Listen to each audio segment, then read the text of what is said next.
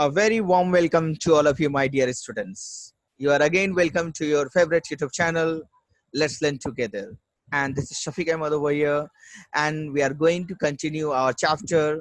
That is the first chapter of Grade 2 in History, The Rise of Nationalism in Europe. We have started this chapter in our previous class, and this is the second one. And let me recap few things that we have gone through in our previous class. We can recap those in quick succession so that we can have a better understanding of that also. You know?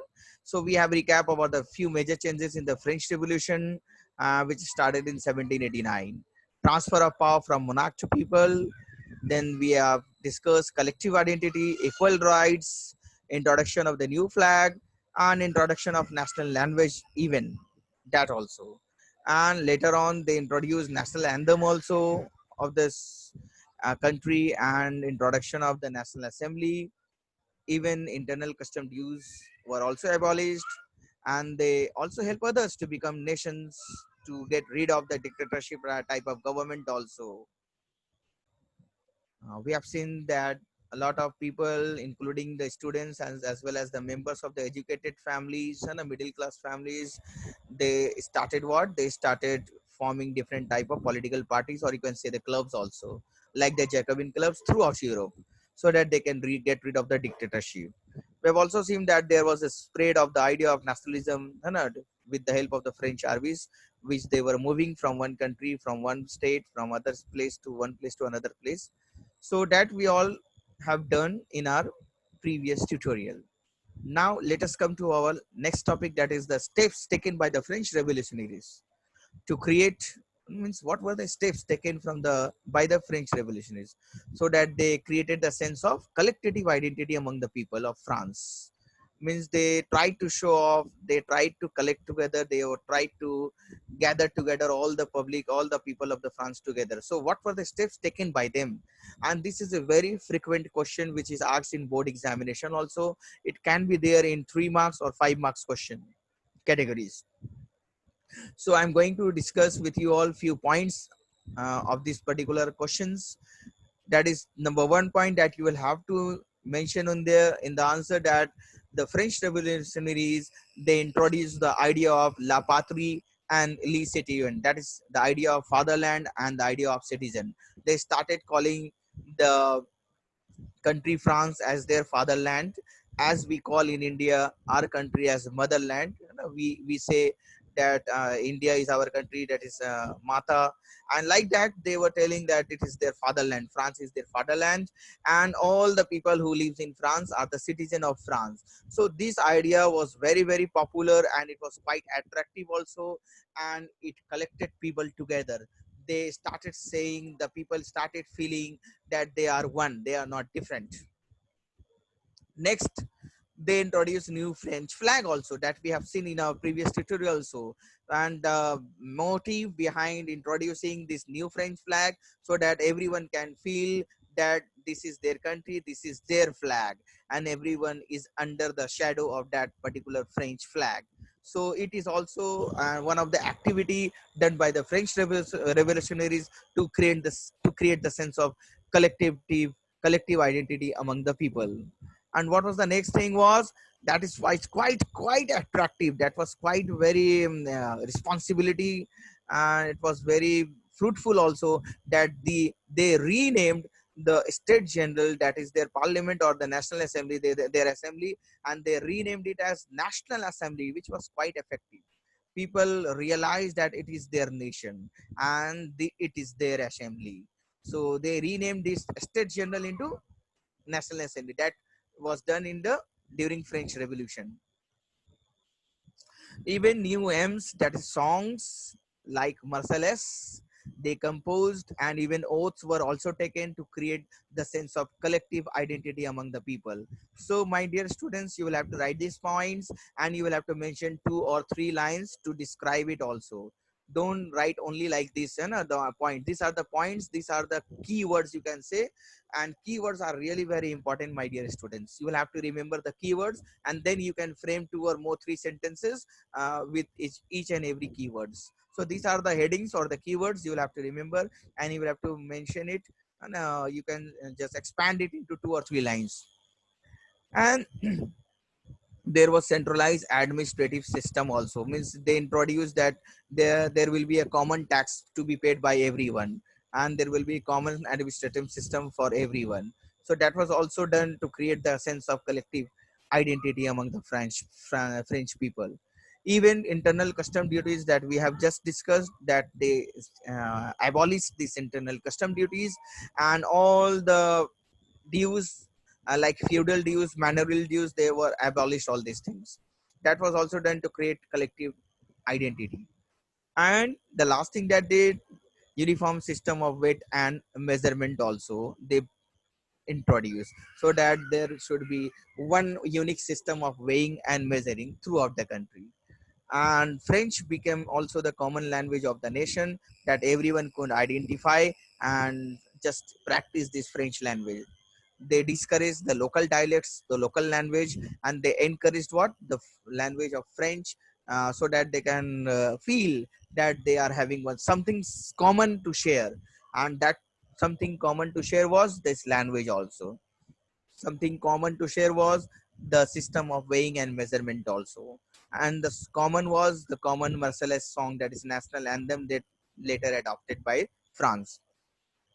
And one more thing that was common, that National Assembly was their common thing. Common French flag was there, and common everyone was called as the citizen of the country, and their country France was known as fatherland. So these are the steps taken by the French Revolution, is to create the sense of collective identity among the people. So you will have to write these points and just expand each and every point into 2 or 3 lines, you know, so that you can get the full marks. And if it is of 5 marks, then you must at least mention 5 points there, and expand those 5 points from here out of these 8 points. So my dear students, try to remember something in your mind also.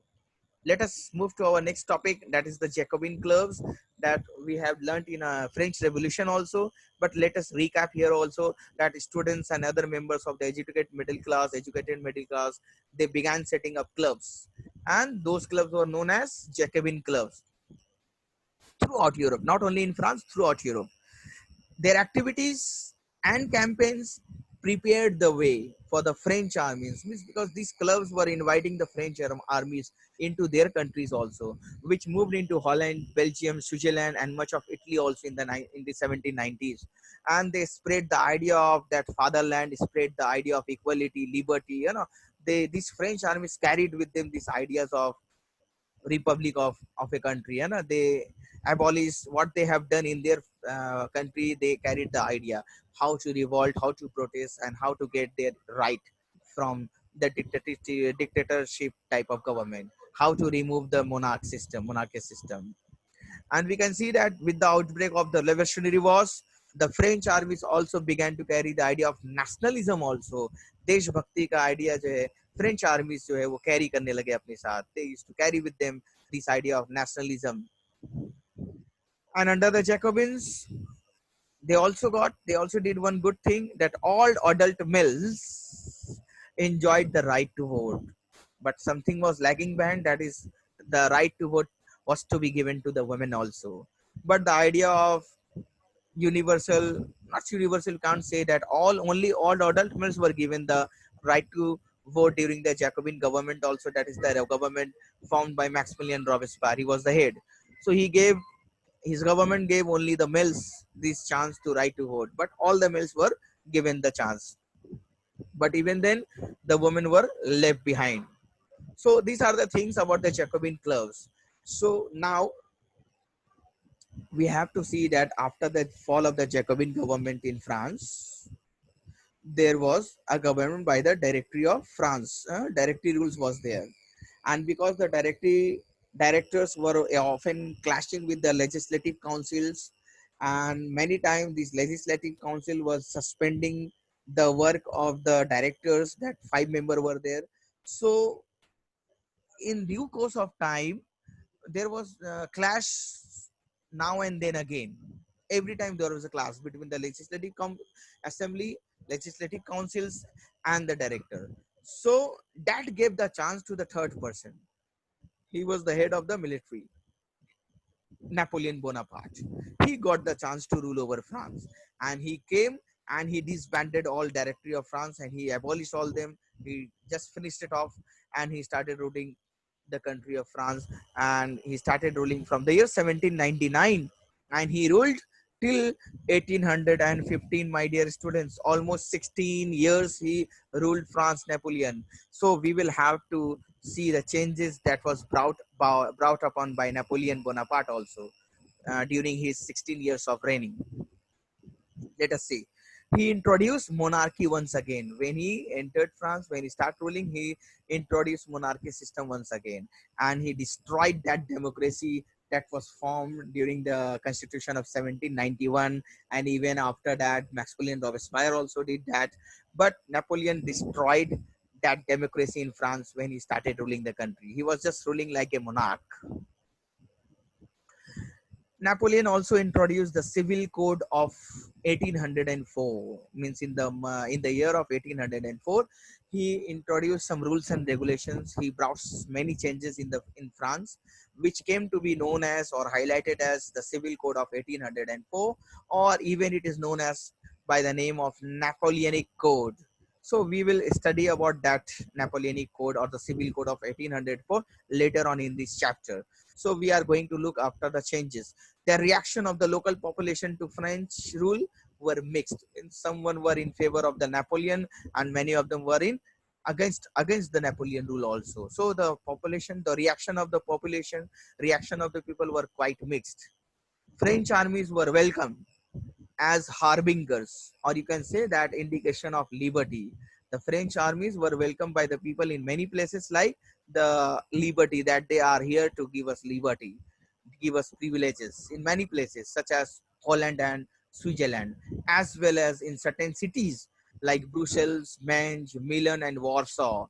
So these are the places where the French armies were welcomed as harbingers or the indication of liberty, you can say. Means they were in goodwill, they were having goodwill over the people. Let us move ahead. We are going to learn about the Napoleonic Code of 1804, that is the Civil Code of 1804. And this is also one of the most frequent question that is asked from this chapter. In your board examination, it is quite important. So let us see what are the points you have to write in the Civil Code of 1804. Point number one, he established equality before law. Means what? Everyone will be equal in the eye of the law. He did away with all the privileges based on birth.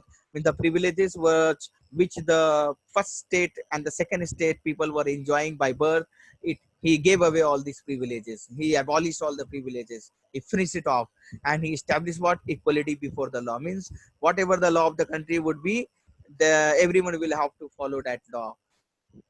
That is the first step taken by Napoleon, and that is really quite praising and really quite good work by the Napoleon Bonaparte. Again, the next point, what he did in Civil Code of 1804, what was their right to property? Means if anyone is having his or her property, whether from his ancestors he got or she has got, then no one can remove him or her from his or her property, except the government in case of construction of railways, etc., etc., etc. Means only the government can take your property even after paying you some compensation amount. Otherwise, no one can remove you from your property. Means he established this right to property. Means if you are having a property, then it will be yours only. No one can take it from you forcibly.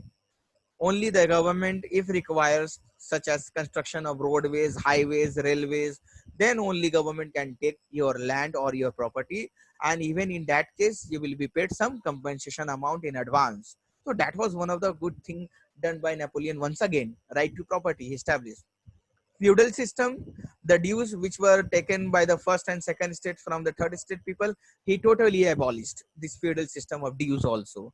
That you can mention, that is a very short point also, you can mention and you get the marks also. Freed peasants, means in the Dutch Republic, in Switzerland, in Italy and Germany, he freed the peasants from serfdom, that is forced labor. Means now no one is going to force the labor to a particular work. Means labor are now free. They are free to choose their work. they are free to charge anything for their work. Means no one is going to force them. Means he abolished the serfdom, that is forced labor, and even that manorial dues also he abolished. Now let me show you what exactly I mean with the word manorial dues. Let me show you there. I hope that you can see this screen also. Manorial dues are the fees that the peasant owe to the nobles. Means the peasant will have to give to the noble, as because those particular land that the peasant is having is from the landlord side. The nobles people have given them land as a rent, you know, for paying the they will pay the rent for those land. So the peasants were forced over here to give the rent, and that especially they used to charge high rent also. So that is known as the manorial dues, means the rent which is given to the noble people for giving their land to the peasants. So the peasants were giving this particular rent to the noble people because they have taken land from them. So this manorial dues was also removed or abolished by Napoleon Bonaparte. That is also one of the good steps taken by Napoleon during his reign. Now, the next thing what he did, guild restriction. Guild means what? Guild means association or the union, or you can see the parties, and the formation of parties. Means he removed the guild restriction, which allowed the traders to trade freely in the towns too. Means he removed that there should not be any union or any party which will restrict other people from joining in the trade. Means everyone was free to do trade, and everyone was free to trade freely in the towns also, in the countryside as well as in the towns. No one is going to stop anyone from trading. Actually, at that particular time there was a system. There were quite a few rich merchants on the traders in the towns who don't allow other who don't allow other traders to join in the towns to trade in the towns, either by forcibly, or they used to unite together and they used to form union or parties, and they start used to monopoly type of business. So he removed Napoleon removed that restriction also, that guild restriction, that there would be no union, there would be no party, and everyone can trade in the towns too. That was also one of the good step taken by Napoleon, which is really good for the growth of the country, for the economy of the country also. Transport and communication system, he also improved this transport as well as communication system in a large scale. That is also one of the greatest steps taken by Napoleon. Seventh point that you can mention, business flourished, because as you have seen that he removed serfdom, he removed this association restriction of association also, and you can see the peasants, artisans, workers, and new businessmen now enjoyed a newfound freedom. They were all free. The peasants were free from paying the manual dues. They were free from the forced labor also. You can see, and you can see peasants, artisan workers, everyone enjoyed this particular freedom. And let me tell you, in guild restriction, one more thing, he removed guild restriction, which allowed the traders to trade freely in the towns tea. No, no, the guild means what? Association or union, or you can say party also. Point number 8, uniformity. That is quite important, and that was quite effective also during his rule of during his during the rule of Napoleon. That he bring in uniformity. That uniform laws means law equal for anyone, everyone, law equal for everyone. He brought standardized weight and measurement system also, and he also brought a common national currency. Later in the chapter you will read that there were a lot of currencies, almost 33 or 39 currencies were there in the throughout the Europe or in the France also. So he removed and he brought in the national currency, which helped in the movement and exchange of goods as well as capital from one region to another. Here I mean to say, with the capital, capital is the amount of money which is required to start a business, which is required to run a business. So as he introduced a standard weight and measurement, introduced national currency, and he introduced a uniform law, that is the law equal for everyone, which will be followed throughout the country. So all these steps helped in the movement and exchange of the goods from one place to another place.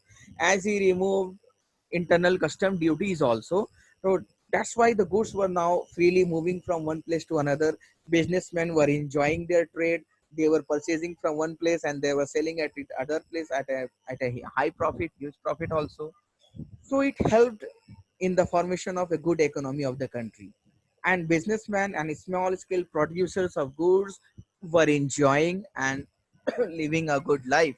So that is few of the steps which were very good taken by the Napoleon. So these are 8 points in your exam. You will have to mention at least five. You must remember at least five, and you will have to write like this, 2 lines somewhere, 3 lines. You will have to mention to expand your answer, so that it looks. Next thing that we have to see that the drawbacks of the Napoleon Bonaparte rule. What were the disadvantages, or you can say the drawbacks of the Napoleon? What were the, you can say, issues in the Napoleon Bonaparte rule? So question can be from any form. It may ask you, the board may ask you, write down the drawbacks, write down the disadvantages, write down the issues of Napoleon Bonaparte rule. So you will have to mention number one, as Napoleon has the desire to conquer whole Europe, means he wanted to rule not only in France but also in all the countries of Europe. So he had to maintain a very large army also, because he was having the desire now to what, to conquer whole Europe, so that's why he have to maintain a large army. So he has to maintain a lot of expenses also, and that is one of the reason. That's why he increased taxes. And not only he increased taxes too high, so that he can meet the expenses of the French armies, which was quite required to conquer the rest of the Europe. So maintaining a large army is really expensive. And to meet all the expenses, he increased the taxes too high. That was one of the drawbacks. People were not liking this increment in the taxes. He brought in censorship, means he imposed censorship, which means that the contents of the media, such as newspaper, articles, magazines, pamphlets, plays, song, should have been approved by the government first. Then only they can release or publish those news items, articles, or magazines, or pamphlets, or songs or plays. Means whatever the media is going to publish, they will have to first get the permission. They will have to first get the approval from the Napoleon. Only then they can release, or they can print, or they can publish such type of songs or news or articles or magazines.